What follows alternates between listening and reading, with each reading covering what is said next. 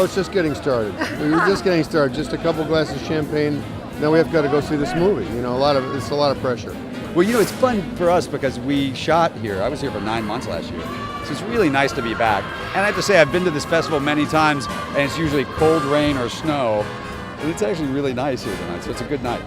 It's always great to be at the Berlinale. I love it here. I love being screamed at. And I love Berlin. This is the one we've been obviously looking forward to because we made the film here, and so, you know, we've had this one marked on our calendar for a long time. Monuments Men. Signed by Roosevelt. Oh, I see that. Time to put a team together and do our best to protect buildings, bridges, and art before the Nazis destroy everything. It's an endlessly fascinating story. When I watched it for the first time the other day, I'd forgotten how much I didn't know about the history of the Second World War. You know, art is an expression of who we are, and to preserve it is essential. Whether it's worth the risk of life, that's one of the debates in the film. This mission is never designed to succeed. If they were honest, they would tell us that. They'd tell us that with this many people dying, who cares about art? They're wrong. Because it's exactly what we're fighting for our culture and for our way of life. The most fun part of it was telling a story that I didn't know and I think most people don't know, which is rare. You don't get to do that all that often. It's made for film lovers, I think, because it tells a real story, a really big story.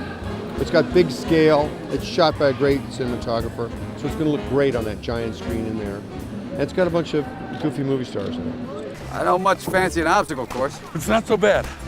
By the end, you're just crawling on your belly while teenagers shoot blanks over your head. Well, yes and no. How's that? Yes, they are teenagers. And no? They're not blanks. You try and play it very cool, but all them actors are people that I respect them and have these amazing bodies of work. And so working with them is a little intimidating. You know, they're some of my favorite actors, and I hadn't worked with any of them except for George, and then Kate, who I got to work with again, which was really great because she's one of a kind. Je sais qui vous êtes. Alors, vous avez que j'aimerais à dire. J'en sais rien.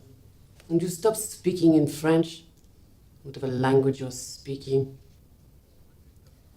They're all lovely apart from George Clooney. He's a very problematic soul, and you know he has these rules that you can't look at him before lunchtime, and you know he's a very unpleasant man.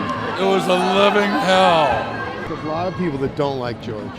And as a director, well, George is very organized. George is very cheery. George is very thoughtful. George is good. The Nazis are on the run, but they're taking everything with them. So we have to get as close to the front as we can, specifically Ghent. What's in Ghent? Used to be the altarpiece. They took the Ghent altarpiece? The nice thing about having a friend direct you is that, you know, and having written screenplays with friends before, you really cut out all the diplomacy, which just really ultimately just takes too much time. You know, you're trying to not hurt people's feelings, and you know your friend can just turn to you and say, "That really stunk. We got to do it again. Say it faster this time," or you know, "Don't drop that line," or you know. What have you got? I seem to have stepped on a landmine. Why would you do something like that? What do you got? Lieutenant here seems to have found himself on top of an unexploded mine. Why would you do that? You all been spending too much time together.